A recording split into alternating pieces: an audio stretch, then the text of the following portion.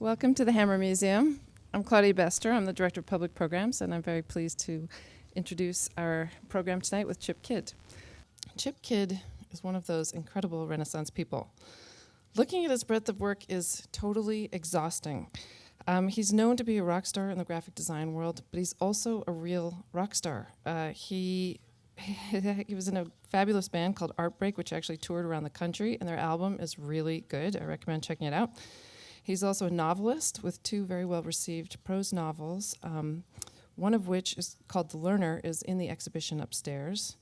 He's also written several nonfiction books, mostly about comic books, with a strong emphasis on Batman, notably Batman Animated, Shazam, The Golden Age of the World's Mightiest Mortal, Batman Collected, Batmanga, The Secret History of Batman in Japan, and also Peanuts, The Art of Charles M. Schulz, and Mythology, the DC Comics art of Alex Ross. He's also written a graphic novel about Batman, and he wrote the sequel to the Preppy Handbook, which will make a lot of sense momentarily. Continuing on the bookish theme, there are also two books about Chip Kidd and his design work as well. He's also a distinguished and prolific lecturer, and he's spoken all over the country, and his TED Talk from earlier this year has had over 600,000 hits so far, and is cited as one of the funniest TED Talks of the year. But all of that aside, Chip Kidd is best known as a designer who designs exquisite books. His book cover designs for Alfred A. Knopf, where he's worked since 1986, have helped create a revolution in the art of American book packaging. He's the recipient of the National Design Award for Communications, as well as the Use of Photography and Design Award from the International Center of Photography. So why is that? What's so great about these books, you might ask? Well, Publishers Weekly might have said it best when they described his book jackets as creepy, striking, sly, smart, unpredictable covers that make readers appreciate books as objects of art as well as literature. You know a Chip Kidd book when you see it, precisely because it's unexpected, non-formulaic, and perfectly right for the text within. He's designed shelves full of books, including bestsellers you can picture in your head right away, like Jurassic Park, Naked by David Sedaris, and Cormac McCarthy's All the Pretty Horses. His output includes covers for books by Bret Easton Ellis, Haruki Murakami, Dean Koontz, Frank Miller, Michael Ondaatje, Alex Ross, Charles Schulz, John Updike, and others. Oliver Sacks and other major authors actually have clauses in their contracts stating that their book jackets must be designed by Chip Kidd. And once you meet him, you will understand why. So without further ado, please join me in welcoming Chip Kidd. I'd like to thank you all for coming. Because of the rain, I was worried that I was going to outnumber you. I'd like to start with a little story. It's a true story. Several years ago, I was awarded the National Design Award for Communications, which is a big honor. And it was a big, fancy party at the Cooper Hewitt Museum, which sponsored this show, the amazing show here. And I was very nervous because I had to give a speech, just like I am now. And this woman at the cocktail hour beforehand comes up to me, and I'd had a couple glasses of wine to kind of like ease into it. And she said very sweetly, "Oh, I'm such a huge fan of your work. I'm retarded."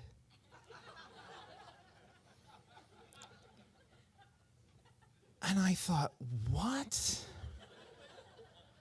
Why did you say that? It's not funny. I don't know what to say. And so I just, I winged it. And I said, well, you sure don't seem retarded to me. And her face darkened and she said, I said I'm with Target.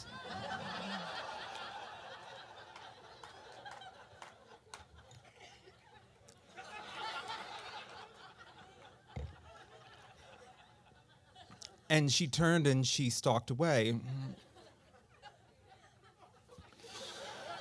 So there's a lesson here. I'm not quite sure what it is, other than after a couple of drinks, I can't really hear very well. But I have learned this over many years, which is, you try and you don't make it, and then you have to try to do it better, or at least fail better. This comes from a quote that I thought for years was from Stephen Jobs, and then I realized recently it's not. It's from Samuel Beckett, who was the sort of Stephen Jobs of playwriting. I'm mostly known for book covers, but when I get assignments outside of that realm, I get very excited. Time Magazine a couple years ago asked me to design this cover that would like sum up the aughts, right? Because they were so shitty. And so it was going to be about that this is the worst decade ever, but it's going to get better, really. And so what I did was I set up in typography a basic cover for this, and then I printed it out on a piece of paper and crumbled it all up and then carried it around in my bag in New York for a week. And then I took it out and tried to smooth it out and had it photographed.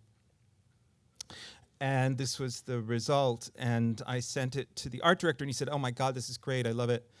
And but of course, the editor-in-chief is the one that needs to sign off on it. And he very shortly got back to me and said, "Well, no, they hate it, and they killed it because our subscribers will think that the postman ruined it in the mail." And so that was it. It was killed. And the lesson I learned from this is that Time Magazine thinks its subscribers are really fucking stupid. Okay. This is a couple of book cover projects that are going to come out next spring. This is from my regular employer, Knopf, which I just passed my 26th year at. And so this is actually a really good book, but interesting things happen when they don't know what to call it. And, really, this was the first shot. It's like, we're going to call it Taming the Beast, because the healthcare system is a beast and we need to tame it, which is really kind of silly. This is, but of course, as a designer, I don't get editorial input, so I just have to kind of deal with it. So I made a skull out of pills. And then they kind of changed their minds and said, well, we think the subtitle is really now what the title should be. So it's going to be this big declarative statement. And so I basically took the concept of the symbol for the Red Cross and made it out of pills again and turned it on its side. So now it's about a warning. And this seemed to work for a while, but then they kept changing and fiddling with the title. It's like, but this is so negative. There has to be something we can do about it, or nobody will buy the book. And it's like, well, we're gonna do more than just do something about it. We're gonna fix it. So anyway, that's sort of how that went. Okay, so all right, this is very much in the news right now, and so I used a freelance design firm in Philadelphia, a brilliant pair of guys named the Heads of State, and they gave me all these wonderful solutions. All these were very usable. And of course, this is about how Congress is divided and can't get anything done. And this was sort of like, about, oh, now we're going to show you the inner workings of Congress, or we're going to spy on them. The ever popular keyhole. And I thought, this wasn't too bad, because it sort of makes you think, where are we? We're in like a closet somewhere, but we can see Congress outside of it. Right. I thought this was very clever. The problem the editor had with it is that he thought readers will think that Congress has two domes, which it doesn't. So this was fun. And again, like any of these would sort of be usable, but I thought this one was the best one. That's a big balancing act.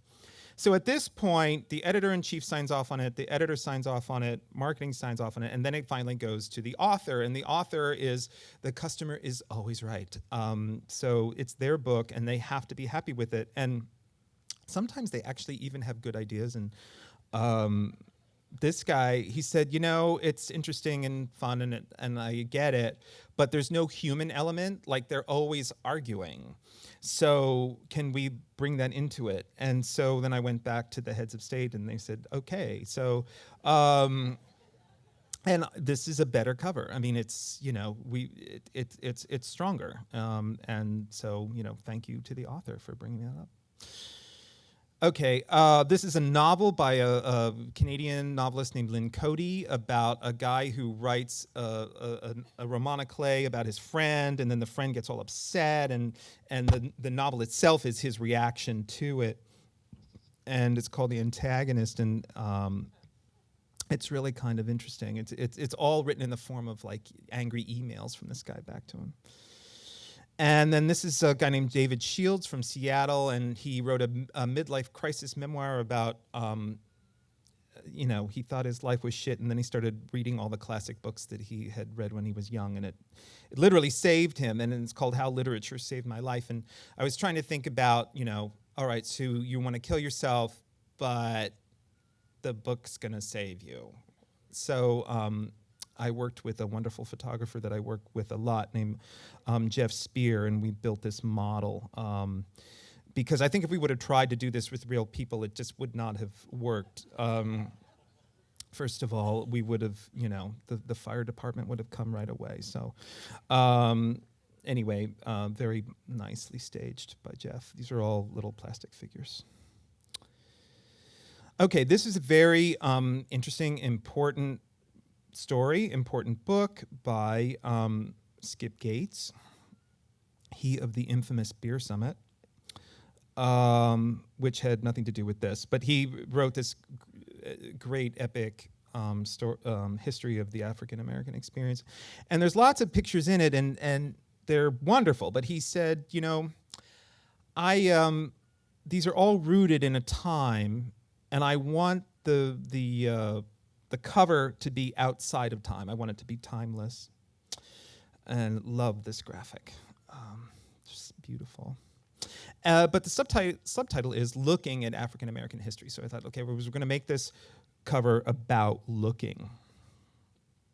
And, I did this, and then before I showed it to anybody, I just researched the hell out of it on the web, because I thought this is so obvious. Somebody must have had to have done this, but nobody did as far as I could tell. So show it around, and everybody really liked it, solved the problem. And this was all last summer. And then, so anyway, we go live with it in like June, right? And the book's going to come out in November. And so, you can pre-order it on Amazon and all this kind of thing. And then I go to our house in Connecticut for the weekend, for Labor Day weekend, and I open up my email and I see this, and I think, well, to double-click or to not double-click? I'm not legally obligated to double-click this email, but obviously it's something really bad. And of course, I can't resist double-clicking. And what happened was, that afternoon, Gates's assistant had been trolling the web and came upon the cover of another book that was going to be coming out in September, which was this. And of course, they're coming out in September. We're coming out in November, so it's going to look like we're ripping them off. And it truly did become a Labor Day weekend for me. And so then I went back to some of the artwork that's in the inside, which is very beautiful, but again, very much rooted in its time. This was deemed too gay, which worked for me. But all right, so then I tried to save the original idea by adding elements of the American flag. And this, nobody was really buying this. And by now it's Sunday afternoon, and I'm thinking, all right, well, let's go back to looking now instead with one eye. Why don't we look with two and keep these colors? And this managed to to work for everybody involved, and that's how it went out. And also, the object itself. I always try to imagine what these books are going to look like when they're on the shelf, and so you have more witnesses. And I arguably think that this is actually the strongest cover, and so it's worth all the trouble when we go through it. But it turns out good. Okay, Augustine Burroughs, as you may or may not know, is basically known as the running with scissors guy. I did not design that. And I'm also the whole TED Talk thing, if you want to go look at that, you can. I'm not overlapping anything from it because you've all paid good money to be, oh no, you didn't. But anyway, the first book of his I worked on was called Dry, which is an incredible book about alcohol rehab. And I talk about that in the TED Talk. This is something that's much more timely to the season right now. It was his stories about how horrible all of his Christmases have been, with this great title. And so at the time, another photographer friend of mine named Tom Allen was making a blog called The 12 Tawdry Days of Christmas, and where he would go into his local Goodwill and buy like the shittiest, dumbest Christmas thing he could find and then photograph it and post it on the web. Ha, ha, ha. And so I wrote back to him and I said, there was that one ceramic figure that you had that I think would work for this. Is that all right? And he said, sure. So, it's this dumb little third-rate Hummel figurine of this girl who's dressed for the winter and holding a Christmas wreath and freaking out. Why, we don't know, but she is. So I'm like, okay, done. Send it to Augustine, and he writes back, and he says, this is really cute, but it's not mean enough. I'm really mean. So I'm like, okay. And I go back to Tom, and I said, you had that other thing. You had that ceramic Santa Claus candy dish thing. How about that? And he said, okay. And so he took the initiative to shove these people into it head first. And I said, that's a good start. But how about instead of people, how about firearms? And turning him around so, it's like more iconic. It's like Santa's packing heat. And I said, this is very, very close, but now let's bring back the little girl.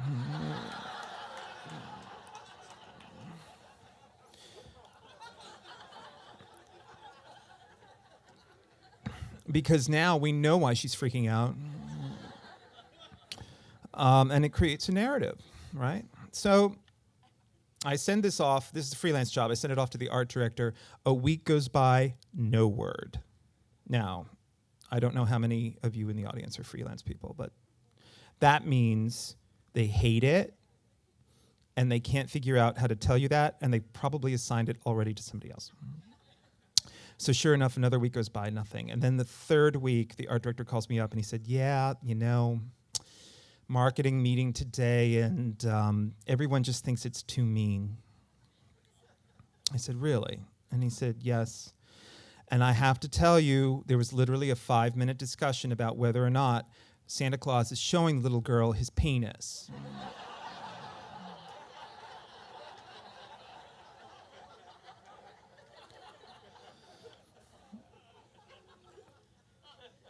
And I'm thinking, the guns aren't enough for you. But what I said was, do they want him to? And he said, no, they don't. And he said, so you can either bill a kill fee or we can keep going. And I'm like, I can't believe I'm not acing this. This is like how shitty Christmas is. How hard should this be to do? And I said, no, I'm going to keep going. So I started thinking about, all right, what else do people do that's like crazy at the holidays to celebrate? And of course, they torture their pets. And so there's plenty of this on the web, and it's quite astonishing to see, like what says, let's celebrate our risen Lord, like clamping a pair of bunny ears onto your cat, or turning him into a sacrificial lamb, or my favorite, the quacky hat. So these, to me, all seem to have the requisite amount of anger, which is so crucial to this book. But of course, it's the wrong holiday, so we need to steer it back to Jesus's birthday. And there's lots of options. He's pretty good, but that's a really tacky sofa. I'm sure this is illegal in half the states. This is very sweet, but it's very Dr. Seuss, and we don't want to get sued. So this guy, it looks really, really miserable. So, okay. I'm going to send them this, but then I'm going to send them my ace in the hole, because Augustine actually has a pit bull.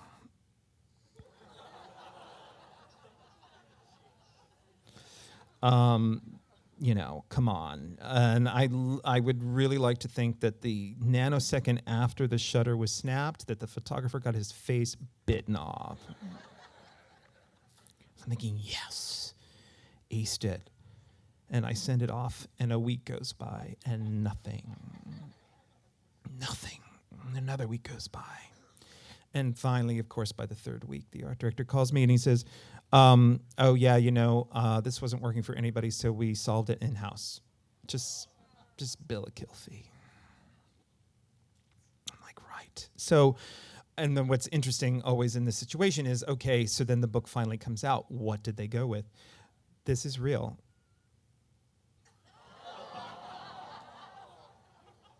So the whole Santa penis thing, they changed their minds. Okay.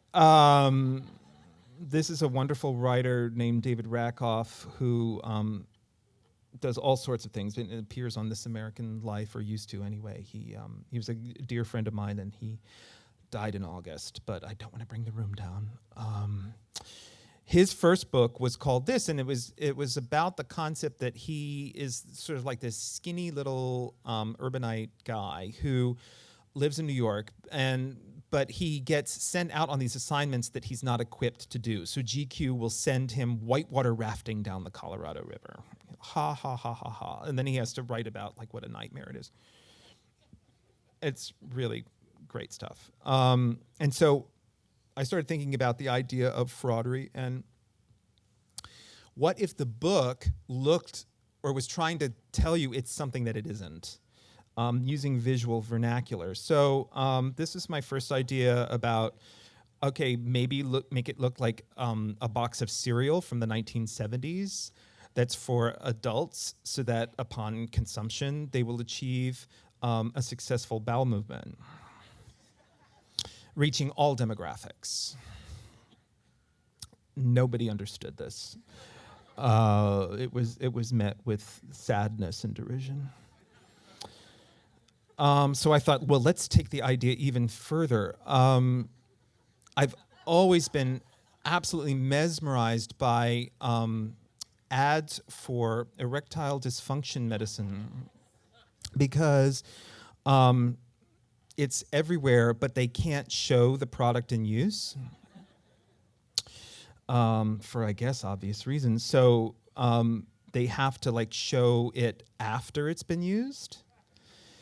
So it's like, okay, we're old and we just had sex and now we're going to go golfing. And this made people even more upset. Why are you working on this job? This is appalling. So then I, thought of this, and this is very obvious. And at the time, there was a magazine called Jane that had just come out, and this then trumped it, because that's basically, they used the same concept for their ad campaign. But I liked the handwriting, and I started thinking about, all right, let's cleanse, start over.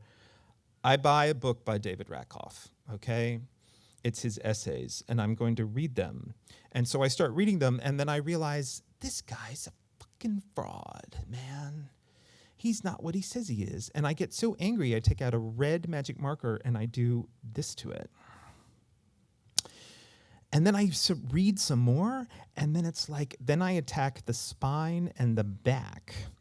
Because, of course, in the back is all the testimonials about how great it is. It's like, no, it's not. And this finally worked for everybody, and it was very easy to replicate the printing process of red magic marker onto a piece of paper. And that became the cover, and it really looks like it's been graffitiized, and there he is reading it live. It's really terrific. A wonderful guy. Okay, so I get a call whenever it was, late 90s, and the art director's like, well, I think I have your dream job. We'd like you to redesign the Bible.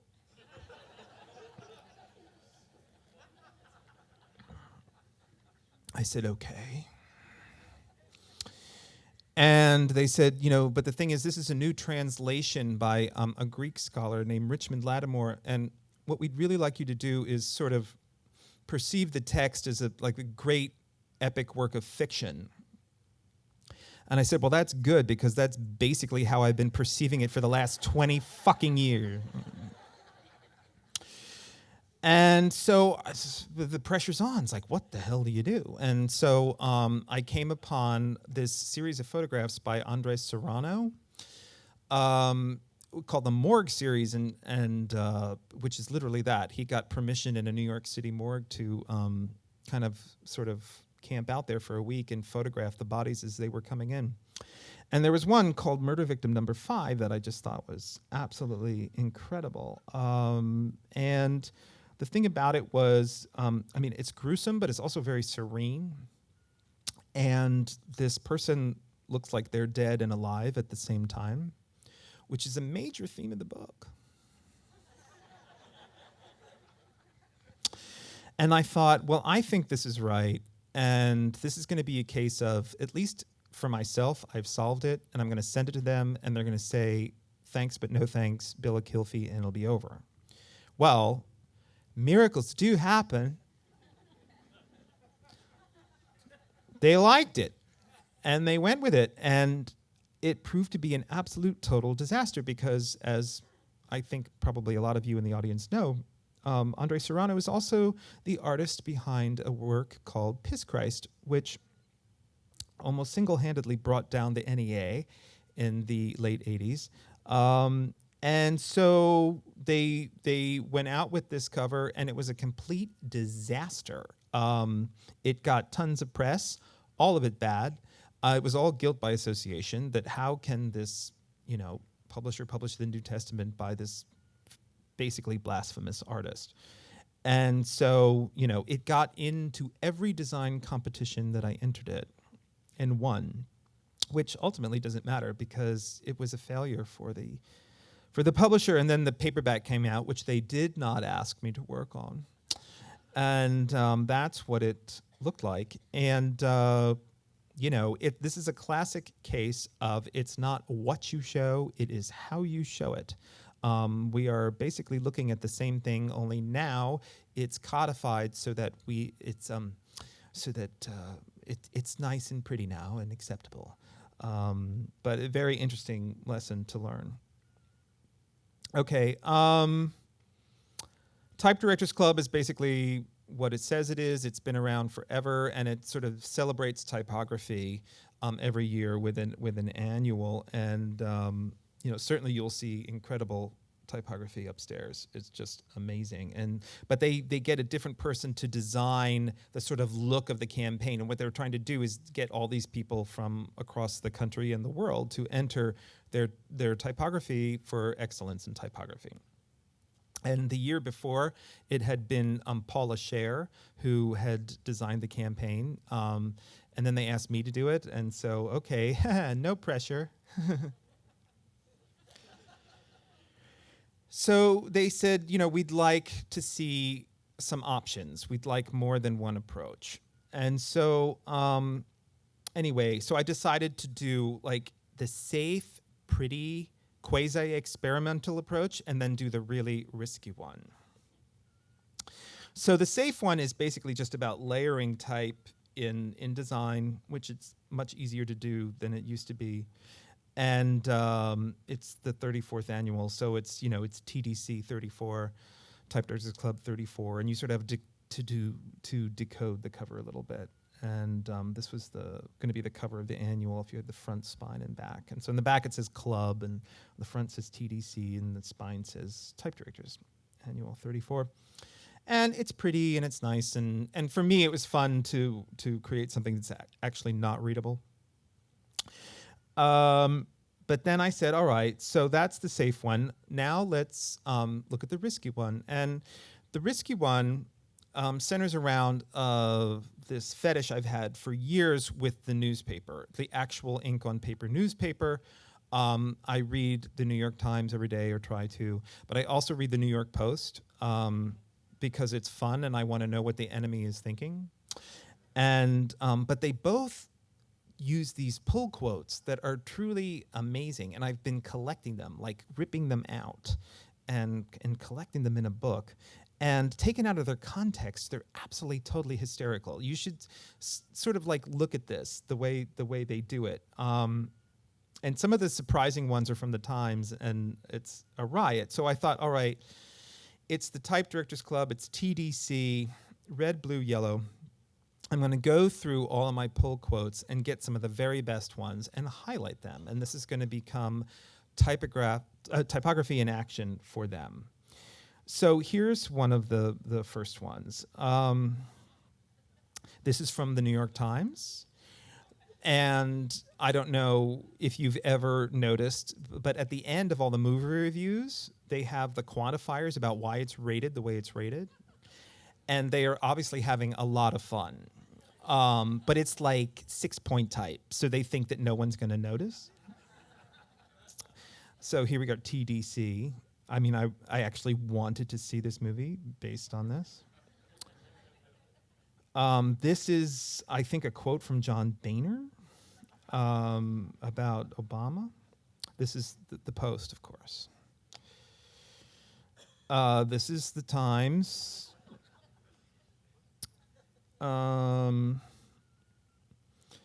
This is a quote from Quentin Crisp of an interview, and I think we can all relate to this.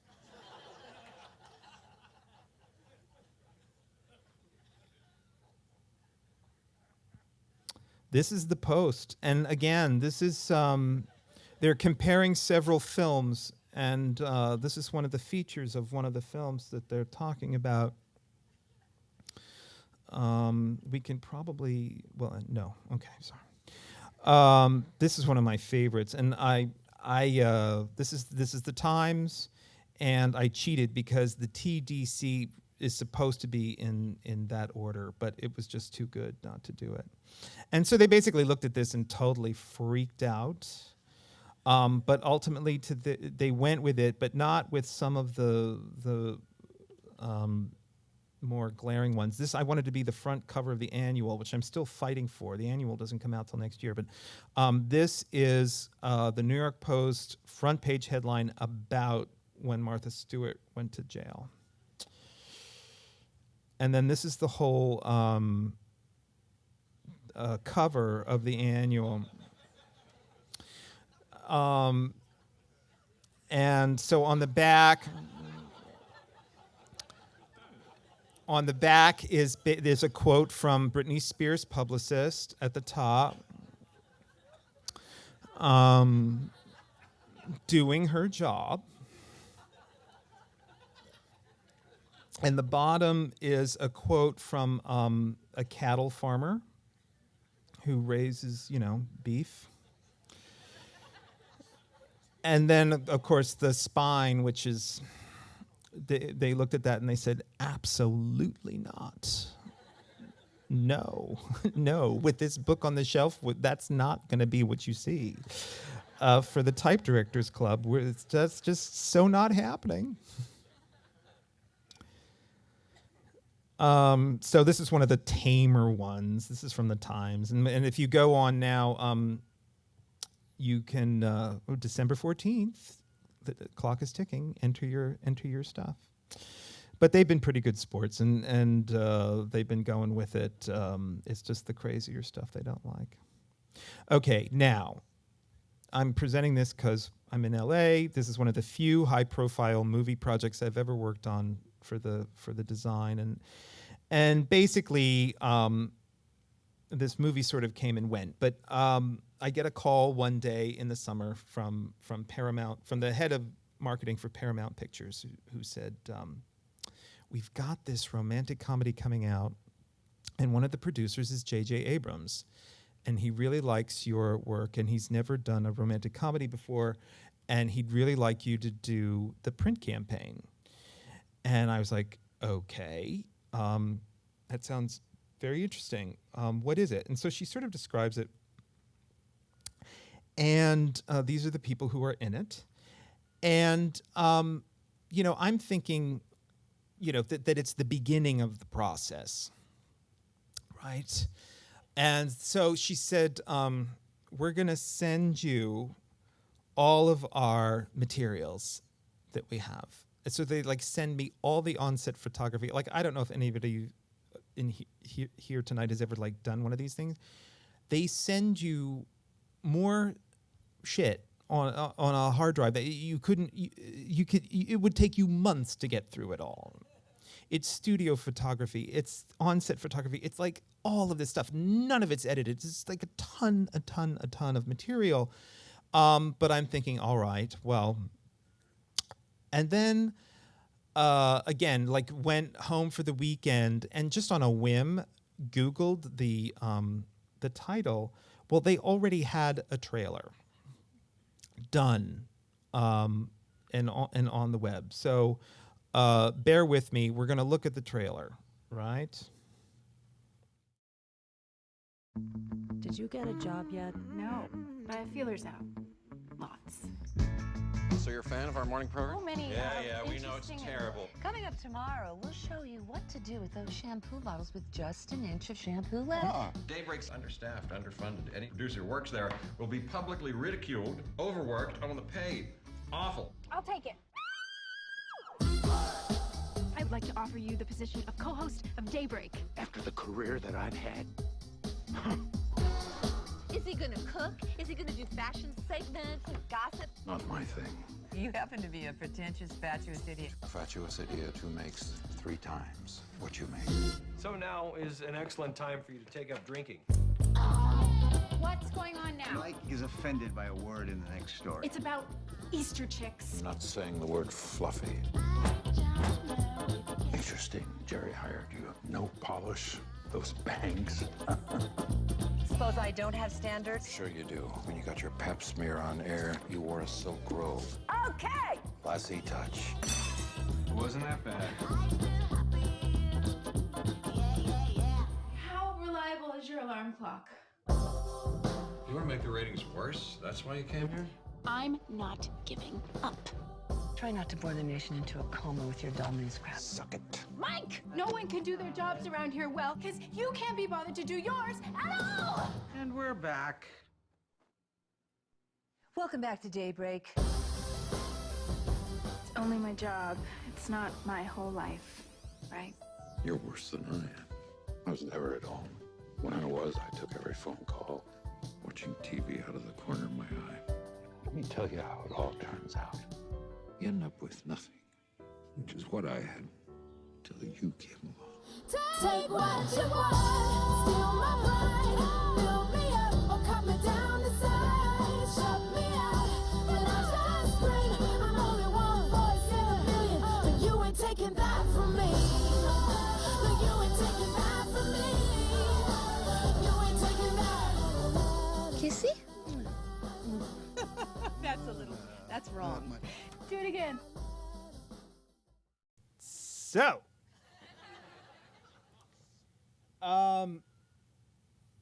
obviously, this is the issue, and they're that far along.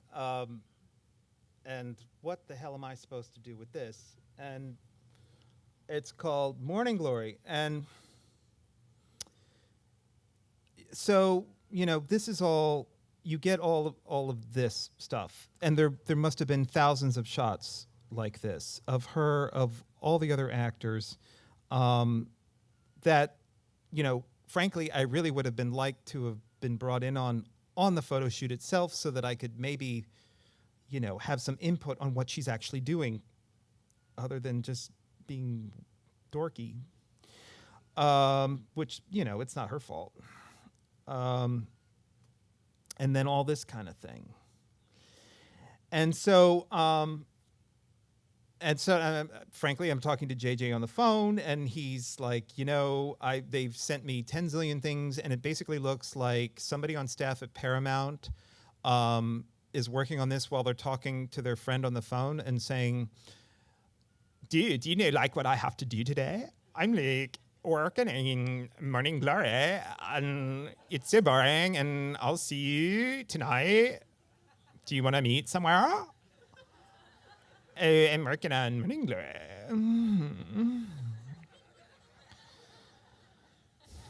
On the 405. And so this is what they're getting. And, do you want to see this movie? No. And there's and as you 10 zillion things like this, it's just they're trying to do too much and not doing nearly enough. And so I had this, which, I think we've all had it at some point. And I'm a pop music fan, and when I hear the term Morning Glory, all I can think of is Oasis, the British band, and that song. And so I'm in the shower and singing because I can't help it. What's the story, Morning Glory? Yeah, need a little time to wake up. You need a little time to wake up, yeah. What's the story, Morning Glory? And I'm thinking, this is just so obvious. It's too obvious. They must have tried it. But in everything they showed me, they didn't. So I decided, okay, I'm going to pretend that I'm being brought on at the beginning. So we're going to do a teaser campaign. And so I just set up some typography, and I sent it to JJ directly. So that was the first thing I sent, and I called him up and I said, I'm just going to send you a couple of things and you react. So it's about having a conversation. It's about having a conversation at the water cooler the next day. So what's the story? And that's the answer, and the colors reflect this sort of a sunrise coming up from red to orange to yellow. And then you get, the website address at the bottom. And he called me back immediately. He's like, oh my God, yes. And so, having gone through every single 1,000th picture of Rachel McAdams, this was the single one where she's covering up her mouth. Not that there's anything wrong with her mouth. But I really felt like this felt spontaneous. Like she just wants to dish. And it's, 5:30 a.m. and we're going to go on the air in a half an hour. And so what's the story? There's a problem. The problem is the colors are crap. And so we do this. Richard Avedon was really onto something. Instantly looks a zillion% better. And now we just add that. So I decided, okay, you've got the three main characters. We're going to make a poster for Rachel, a poster for Diane, and a poster for Harrison. That's not, that's not rocket science, and it's not anything new. But, instead of trying to cram everything into one. And basically, he loved this and wanted me to tweak the typography because they thought they didn't want quotes around the title of the movie because that would confuse people, and that the question mark looked really weird. So, all right, so here we go. Fine, fixed.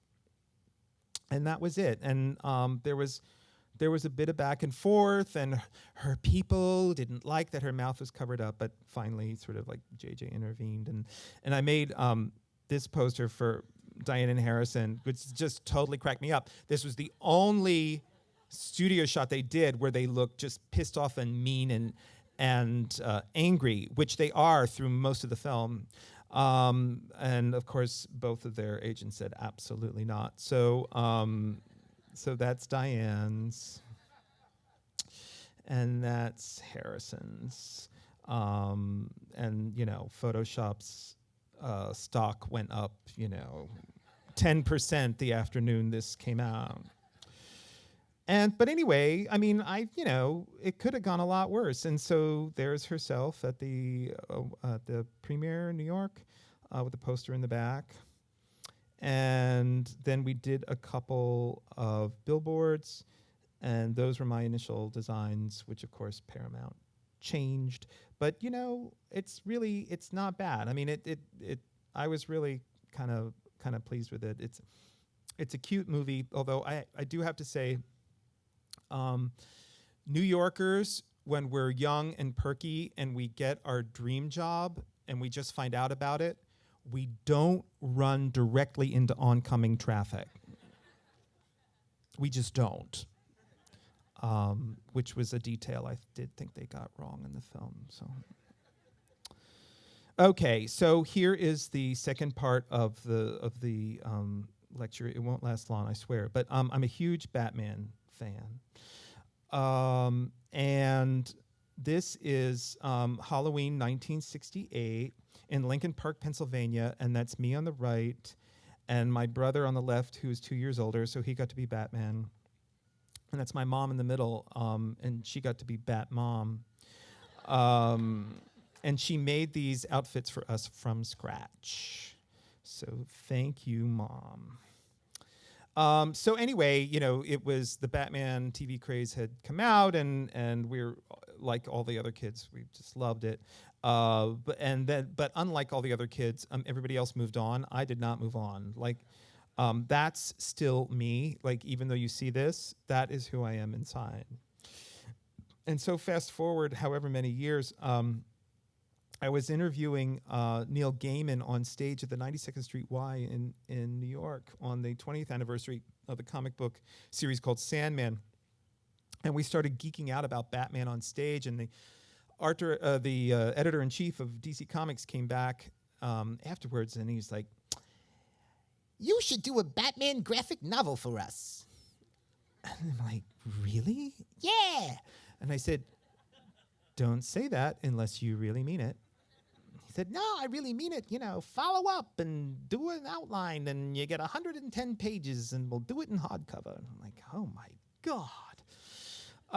So all of a sudden, it's like winning some amazing contest that you have to follow through on now. And even though I'm a lifelong Batman fan, it's not like I had some lifelong Batman story to tell. I had to come up with something.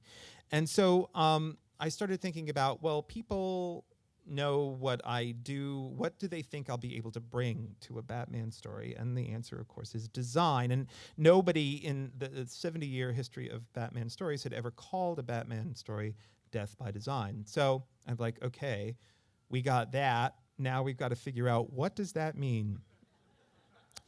I think any person who's creating a Batman narrative, whether it's a comic book or an animated show or a movie, has to meaningfully ask themselves this question, because it's all a very strange phenomenon. And the answer usually revolves around something I call urban injustice. And Batman works great when Gotham City is a mess, as was well evidenced by the movie this summer.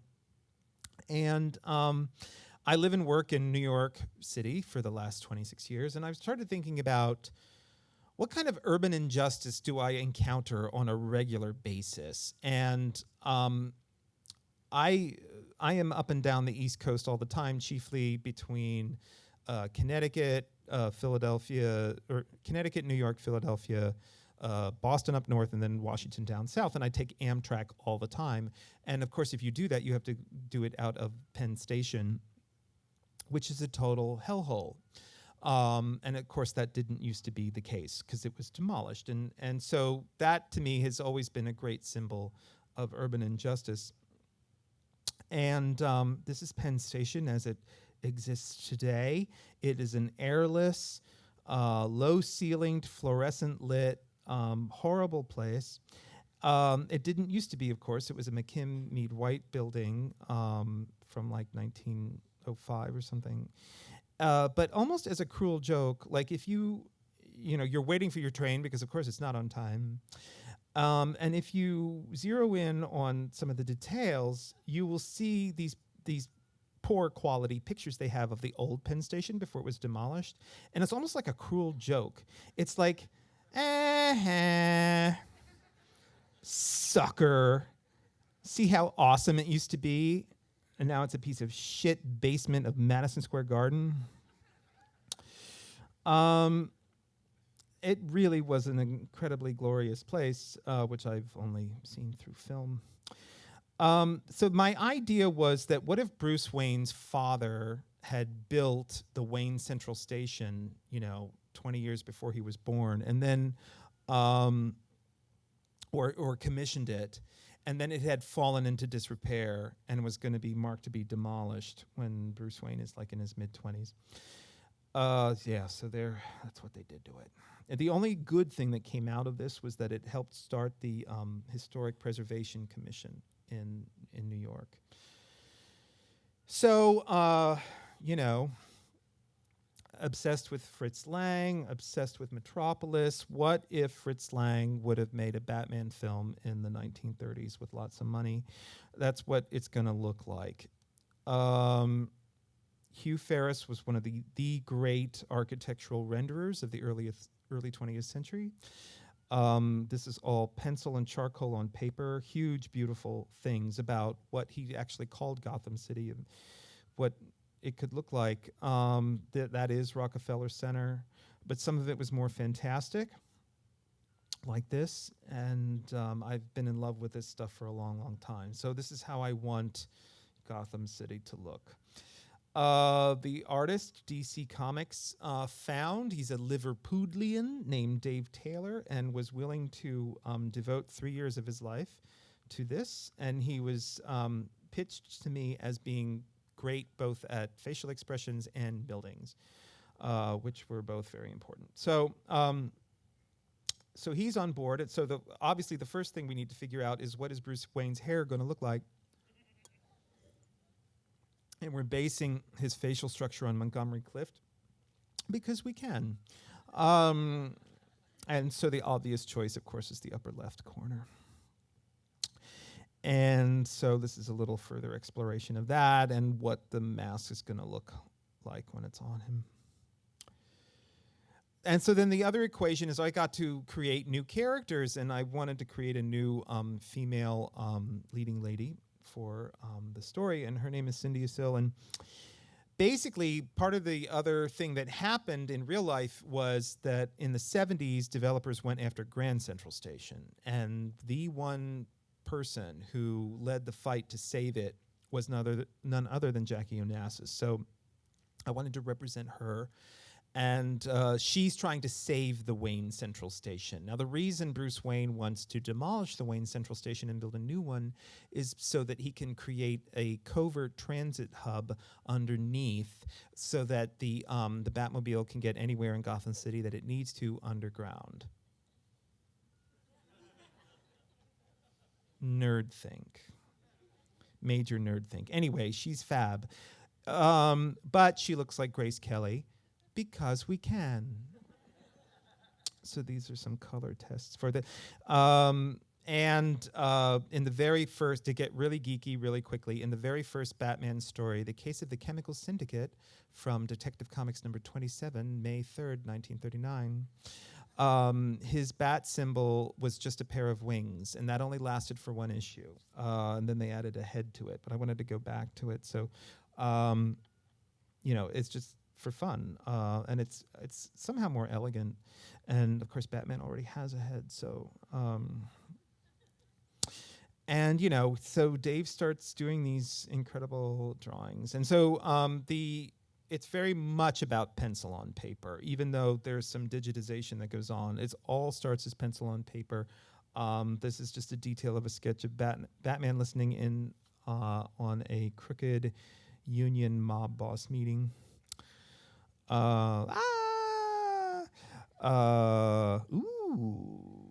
Yes.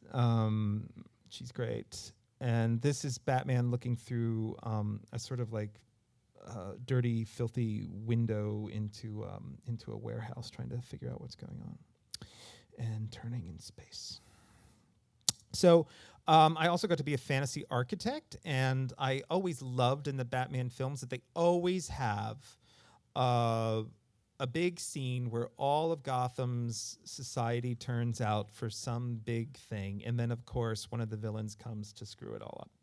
So here I got to create, through Dave, this idea that Busby Berkeley actually wanted to do in the 30s and couldn't figure out how to do it, which was basically, what if you had the ultimate nightclub in New York, where if you're on the intersection of 5th Avenue and 57th Street, and there's a 50-story skyscraper on each corner, and then you took the world's biggest sheet of glass and you just set it on top of them like a giant coffee table.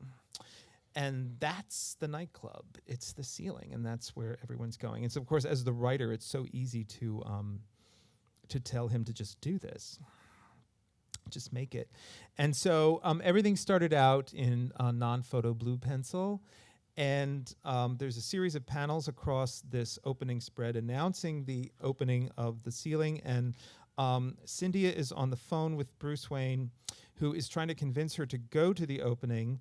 But of course, he's dressed as Batman because that gives him more confidence with women. And he's persuading her to come because the architect of the ceiling is going to be the architect of the new Wayne Central Station. He's trying to win her over. And so everything, all the pages started out with non-photo blue. So DC Comics has to approve this, which they do. And then he goes to pencil. And this is an overhead shot looking down on this structure.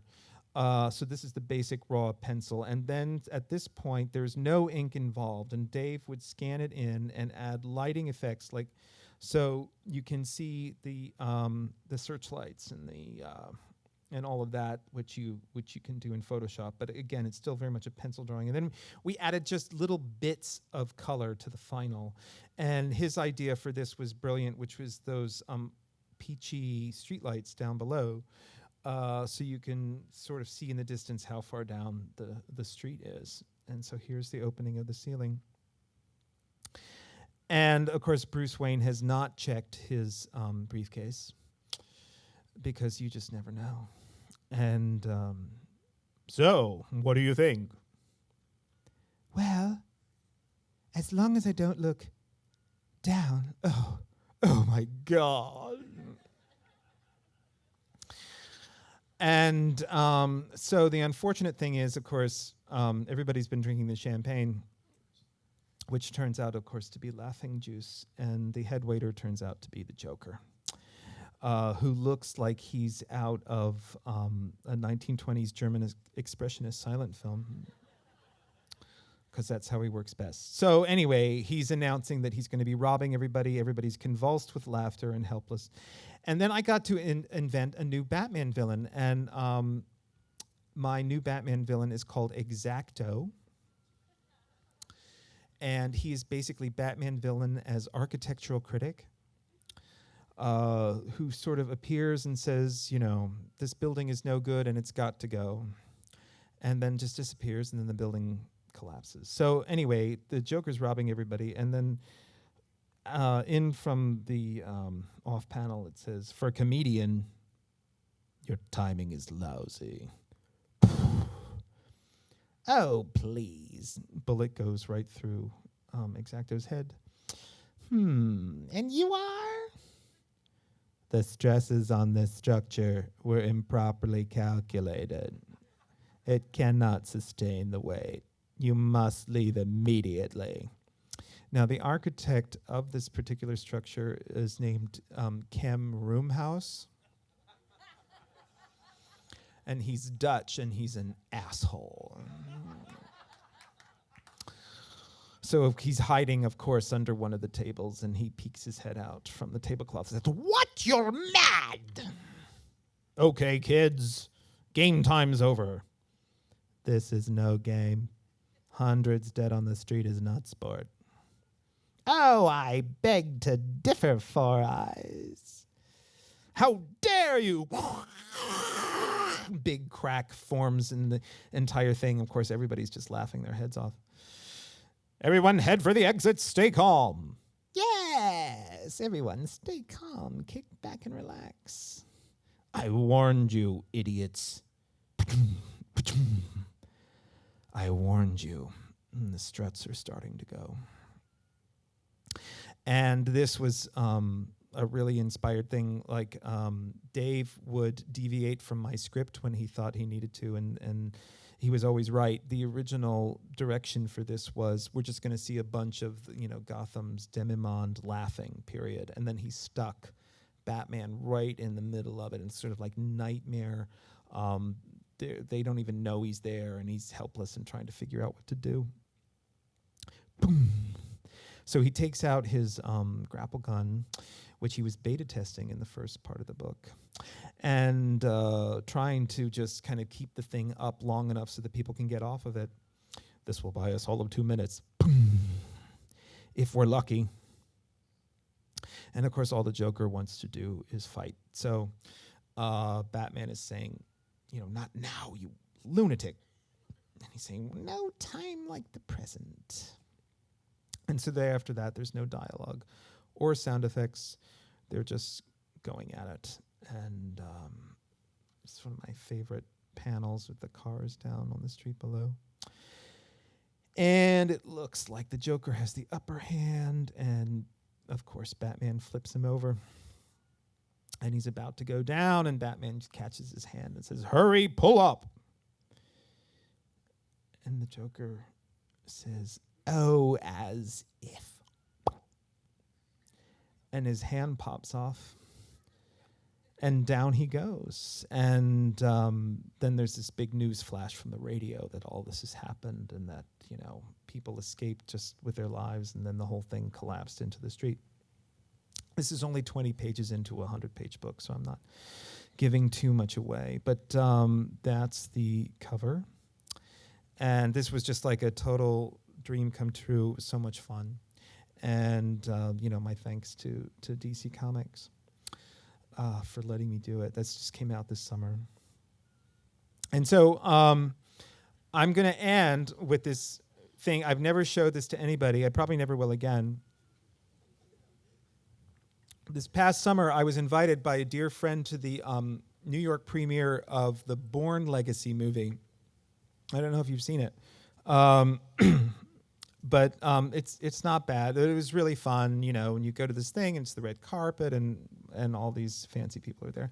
And then there was an after party, a private party, but big, at this VIP party I had a ticket to at the Four Seasons restaurant.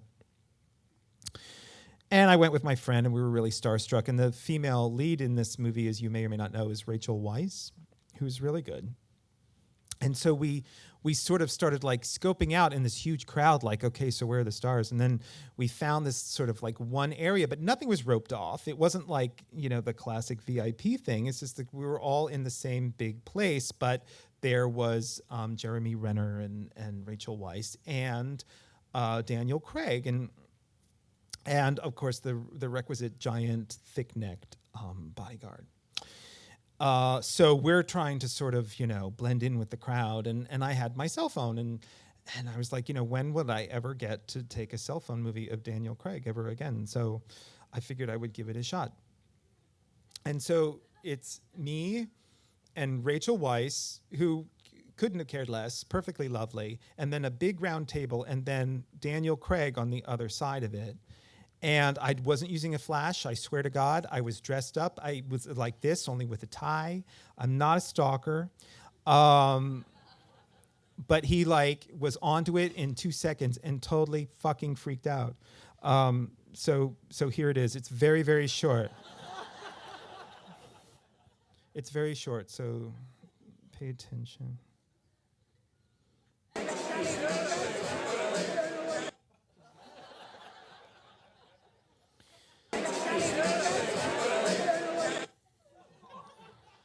You would have thought that I buried my face in Rachel Weisz's cleavage and went, which I did not do. I was trying to be respectful. But it's like, oh yeah, I forgot. It's not your job to be on camera.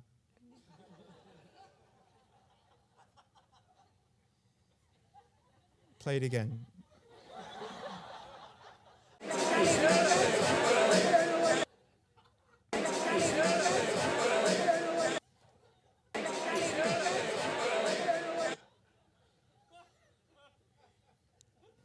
So, anyway, what better note to end on than that? And if you could just show the final slide, it sort of sums it up.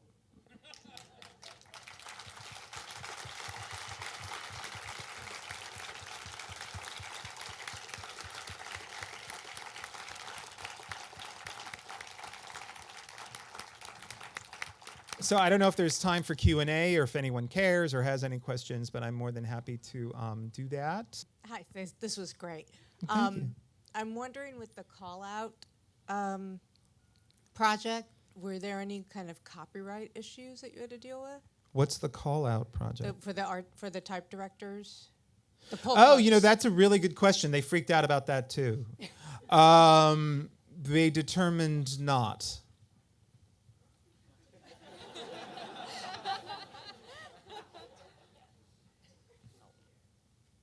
Two things I wish that I knew now when I started out my career.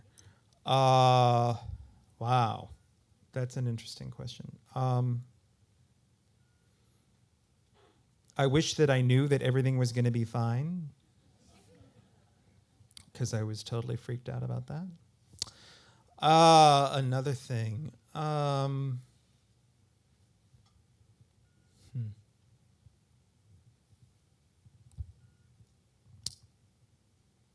Wow. Let me. I don't know. Let me think about that.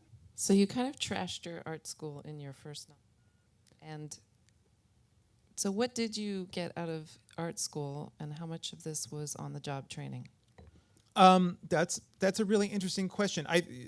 My first novel is called The Cheese Monkeys, and it's a fictionalized account of my study in graphic design at Penn State University, which is now known as the Child Rape School. Sorry. Marching band all 4 years. Not a lie. It's funny. I loved my education. And I get this question now and again that I think it is perceived that I am like taking a big dump on the whole thing. But the point of it was that within this giant place, which I call the world's biggest high school, I actually had two incredibly brilliant teachers in a relatively small classroom, which I blended into this one kind of uber teacher. And really what I was trying to get across was that it's not that it doesn't matter where you went to school, but if you had a couple of really great teachers that really, really inspired you, and this sounds very corny in lifetime, but that's really the main point. And so a lot of what's in that book was the foundations of how I learned how to think about designing, about solving design problems. And so I wasn't really trying to trash it. It's a satire of that kind of college life. I very much what we now call compartmentalized, because literally I was in the marching band all 4 years. So I had all my band friends, and then I had all my art school friends, and they were like once I got sick of the one group, I could retreat to the other one, and then vice versa. So when there was just a little too much school spirit and rah-rah, then I'd go to my disaffected and bitter smoking art school friends. And then when that became too much, then it was like, up with teen spirit. So I really did like it, but again, it isn't until you do start working in the real world that you start to figure out how all that's gonna happen and how all of that works. And I did not have an internship. Oh wait, no, that's not true. Yes, I did. I interned at a small advertising agency in the small town where the school was, and that became the basis for the second novel, The Learners. But no, I really don't have any complaints. I think I liked getting a rounded education at Penn State. You could not just take art classes. You had to take a language, and you had to take biology, and you had to take psychology, which was invaluable. So I don't know if that answers your question, but that's how I feel about that. What's your favorite font? What's my favorite font? Oh my God. It's like asking what's my favorite pair of shoes. There's 10 zillion of them.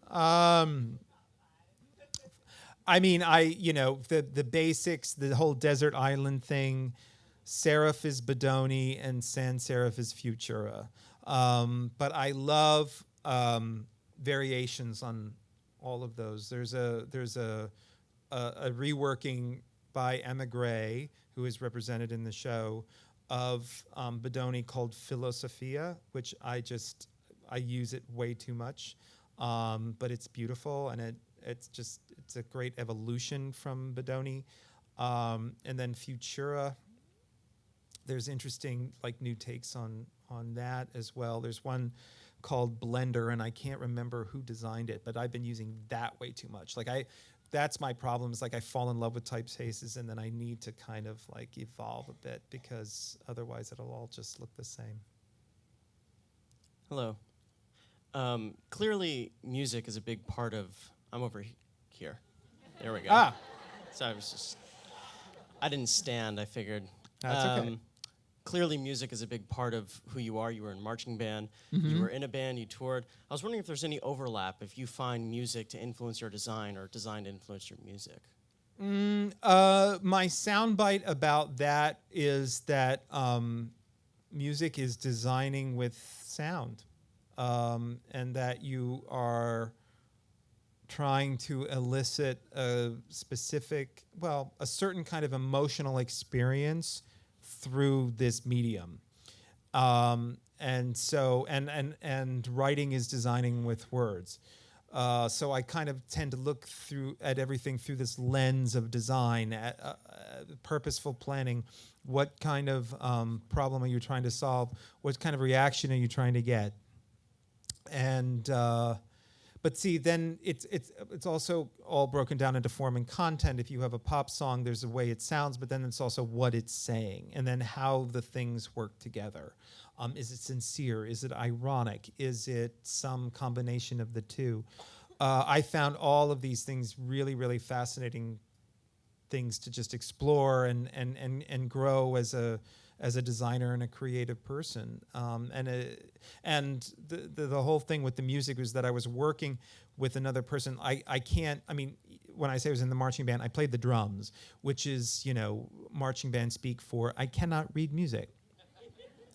So I worked with a person who could, and it was literally like coming up with a melody and humming it, and then humming it to him, and then having him figure out, oh, well, that's, G sharp or whatever. And it was like, wow, really, is it? That's so interesting. And it is. And then to hear it, and then it's really quite fun. We did one music video for a song called Asymmetrical Girl, which is on YouTube, and it's about a girl who is asymmetrical.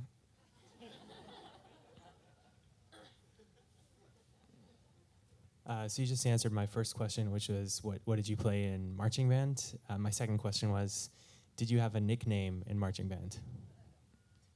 Yeah, douche.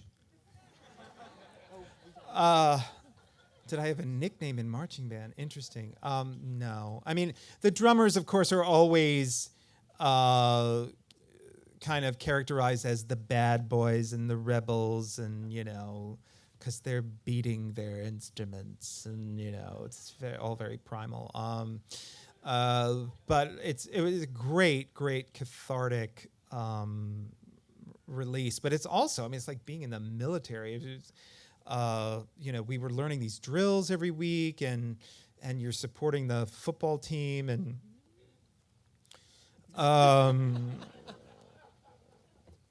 and going out onto these, it's like something out of Gladiator with 100,000 people in the stands and screaming and going crazy, and it was really fun. But I developed some really good friendships, because the other thing, the whole thing about the drum line is we all have to play in sync. It's very much about you're not an individual. You are part of this collective that has to all be,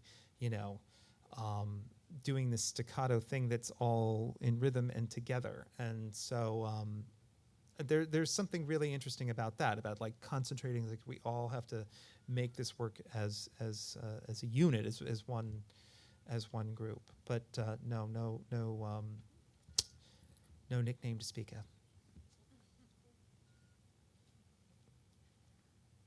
Hi, I was just wondering how you see the future of graphic design here in the U.S.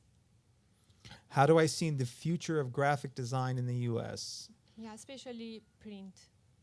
Print, yes. Well, okay. So it took a while to get to this question this time. I'm glad. I have to say, and not to fall back on it, but you should really, if you haven't, you should check out this show, because that's really, I mean, yes, it's about the past, but it's the recent past, and it's about all sorts of different ways that graphic design continues to be vital, both in print and as a digital entity. I work in books. It's a very interesting time to be working in books. But I think there will be a market for the printed book as long as you do it well, and as long as I edit books of graphic novels for Pantheon. One of our recent projects that just came out this fall is this incredible work by one of my dear friends, Chris Ware, called Building Stories, which takes the whole concept of what a graphic novel is to the whole next level. But it's very, very much about ink on paper. And certainly you'll, see things in the show that are about how vital ink on paper is, but more importantly, how vital the ideas are. And I'm just more sentimental about the idea that I don't want to create design that can be turned off with a switch. I really want the artifact. That said, certainly any meaningful component of a design education these days is learning how to make things digitally. So, I think it's all in transition, but I think it can all peacefully coexist. Thank you for sharing your time with us tonight. I have a two-part question for you. Okay. One is, when you're working on a project, how do you know when to let go and it's done and you're happy with it? The second part is, are there any projects where you look at it and say, wish I had more time, I wish I could have gone back on that one, I could have done it better? Oh, all the above. I mean, I've been working nonstop for 26 years, and it runs the gamut from everything. Sometimes you learn when to let go when you are told you're fired, to use the words of the eloquent Mr. Trump. And then there are times, I think the kind of like learning when to let go falls more onto the personal projects, because you have more control over them, and like the Batman graphic novel, at some point I had to just decide I can't fiddle with this anymore because the artist really needs to get going. And the problem becomes I had way too much that I wanted to do in a too limited space, and couldn't really expand upon that. I think with writing the novels, I tried to have an idea of where this is all going. I think that's very important. No matter what you're writing, I think it's very evident when you're sitting, either reading a novel or looking at a movie, or where you either decide, wow, they really had figured all this out, or wow, they didn't know where this was going. And that becomes, to me, very evident. And so if I'm creating some kind of narrative, I really, really want to know ahead of time, like at the beginning, this is where it all wraps up. That can change, but I think you need a plan. I think you need, a real concrete plan of like, with the Batman story, I very much knew what the ending was going to be, that hopefully would be some kind of fulfilling, satisfying thing that would bring the whole thing full circle in hopefully a way that you haven't seen a zillion times before. But yeah, I mean, sometimes you are told when it's over, and a big part of my life is that I live with a poet, and he basically says you don't really finish a poem, you just eventually abandon it. And I get that, I understand that, and that's just part of the creative process. You have to, at some point, just kind of say, all right, I'm not working on it anymore. Hello. I'm wondering who has been your favorite client and why, and if it wasn't David Sedaris, how was it to work with him? My favorite client. Wow. Hard to say who the favorite client was. David Sedaris, it was interesting because his career and his life has evolved so much, and we were friends in New York, and then his life became very much not about New York anymore. And the one story, like if you look at the cover of Naked, it's a pair of boxer shorts that on the hardcover you can literally take off. You can take the book's pants off. And when you do, you don't get flesh, you get underneath it. And so for the paperback, I wanted to take it to the next level, and instead of having it be boxers, have it be briefs. So we met for lunch, and I said, I want you to bring me a pair of your underwear, of your little skivvies. And he's like, why? And I said, well, you'll see. And so he did. And he was wearing another pair, so that was fun. And what I did was then I took them to a photographer, and I wrote his name in the waistband in black magic marker, like you would if your mom sent you away to camp, so that the counselor knows where whose underwear is who. And had sort of photographed them, like, here's your skivvies on the floor with your name in them, and then it said Naked underneath. And it was really fun. Like, to me, it was like the perfect next step from the hardcover. And they just said no, and it's too sexual, it's too intimate, it's too personal. And I'm like, wow, you just described David Sedaris, and nope, not happening. But he's just I don't need to say it. He's an incredible writer, performer, person, and I think one of my great regrets as a fan is that with Amy wrote this group of amazing plays, all of which I saw, and they've just never published the plays, and I don't think they have any plans to do so. And it's like, wow, that is a loss, because they're really, really terrific. And my friend David Rakoff appeared in all of them, and just amazing stuff. I don't know why I brought that up, but Hi. I don't know if this happens to you, but if it does, when you get really, really stuck on a project, where do you go, or what are some of the things you use for inspiration? When I get stuck, what do I do for inspiration? There's a couple components to that. The deadlines on a lot of my projects are relatively luxurious in that it's books, so I have weeks that can turn into months, which is not the ideal way to do it. I want to nail it right away. But so you do have the luxury of time most of the time. And then I treat it like I treat crossword puzzles. Like I'm really into crossword puzzles, especially in the New York Times. And if anybody does that, on Monday it's really easy, and then Tuesday it's a little harder, and Wednesday it's a little harder. And then by Saturday you need a mind that can bend spoons in order to figure out what the answers are. But the point is you start on it early in the day, and you maybe get a few inroads, but then you have to put it aside and then go do something else completely different.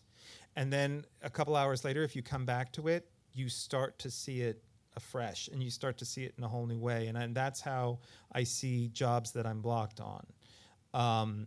Because if you are able to take a mini vacation from them, it's really, really going to help, because honestly, your subconscious is going to be working on it in the meantime. Whether you believe that or not, I do believe it's true. And so then you come back to it and it's like, oh, all right. But I deal with this all the time. I'm dealing with with book covers that I thought were absolute sure ace in the holes and have been rejected. And it's like, well, you've got to think of something else. And keeping in mind what the subject matter is, and that hasn't changed, but your approach has to change, and you have to figure out how is it going to change based on what, and how are you going to deal with that. So, and then the other part of the equation is that I work and live in New York City, and all the cliches are true. Like you just walk down the street and you become either inspired or horrified or annoyed or whatever by what you're seeing. And but it does, for me anyway, it jumpstarts everything. So what was the moment that you were sort of stopped being a designer that was anonymous at Knopf and became more, Chip Kid, or the designer that was recognized? Do you recall that moment, that transition?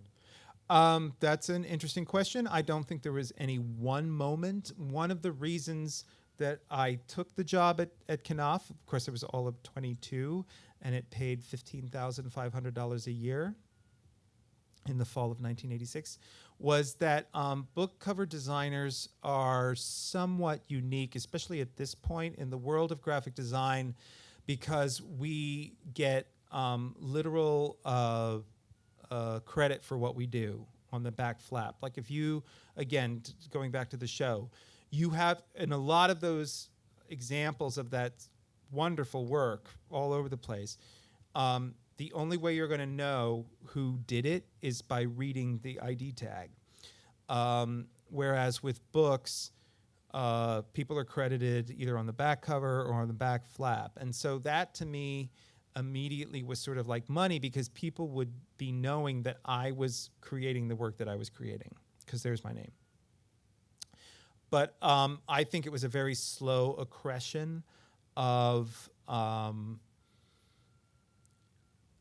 you do one cover and then you do another and do another, and as the longer I was there, the more they would trust me to do more high profile projects. I think the first cover that I did that had any kind of unique visual voice, and ditto the novel was a novel called Geek Love by Catherine Dunn, which is a very, very interesting book about a family of circus freaks, and I did this very weird, but not like so weird you can't read it, typographic treatment of like, what if the letters of the title were like a family of freaks? I don't know how else to explain it.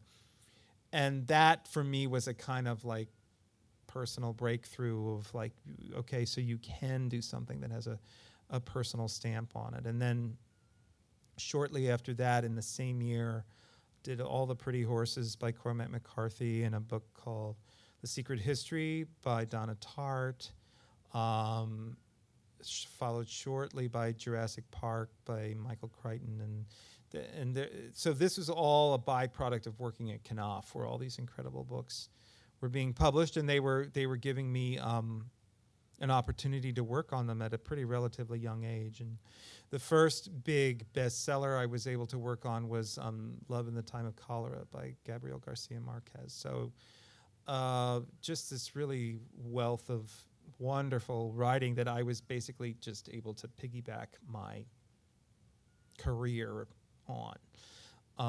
But to me, it's been much about a mixture of what I would call quantity and then quality. How have you evolved as an artist, and did you show a lot of early promise, or?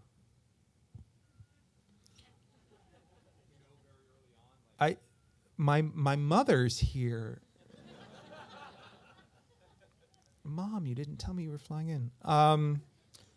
Did I show a lot of early promise? How have I evolved? I think very early on in school, like I wanted to be a cartoonist. I couldn't draw well enough. And so very early on in school, I glommed onto this thing called graphic design, which looked really interesting, but you didn't really need to know how to draw if you couldn't.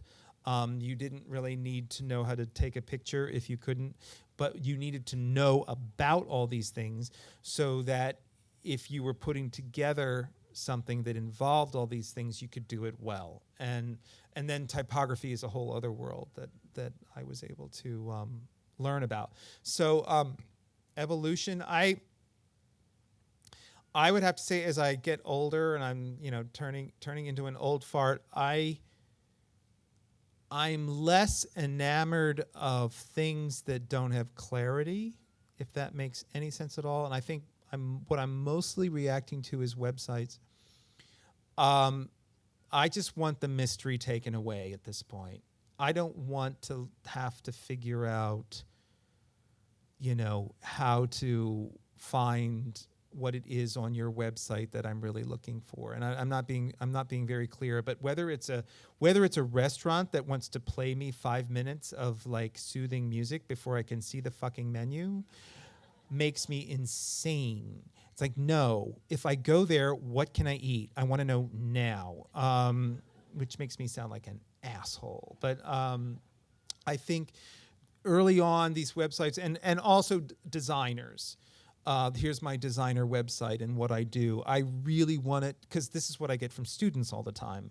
Instead of them coming in with their portfolio, they send me the link to their website, and it's like, okay, but this better not be hard to figure out, because if it is, I'm not looking at it. And so in terms of my own work, I've actually been trying to think of how to make it more clear to the viewer while still trying to look interesting and still trying to look like something you haven't seen a zillion times. And I think that's a challenge. But I think it's an important one. Like, I think the earlier covers, and I got to do a lot of covers for, avant-garde novelists that weren't going to sell a whole lot, and there were no expectations, and I could do these really crazy, interesting, enigmatic things, and I have no regrets about that. But I think I do less of that now. I'm much more about what I would call an interesting declarative statement that gets your attention, that makes you want to read the book, but doesn't have you scratching your head about what the hell is it. And again, if you look at the TED Talk, I talk more about that. I think the most recent interesting example of that is a novel for Haruki Murakami that I designed called 1Q84, which, and I've been incredibly privileged to design for him for a long time now, and it's a really fine balancing act. But you get this wonderful like 4-digit title, which that's like design-gasm, And so how to figure out, I mean, it's perfectly readable at the same time. It's sort of like, what is this about? I want to know what it's about more. So anyway, thank you all for coming. I really appreciate it.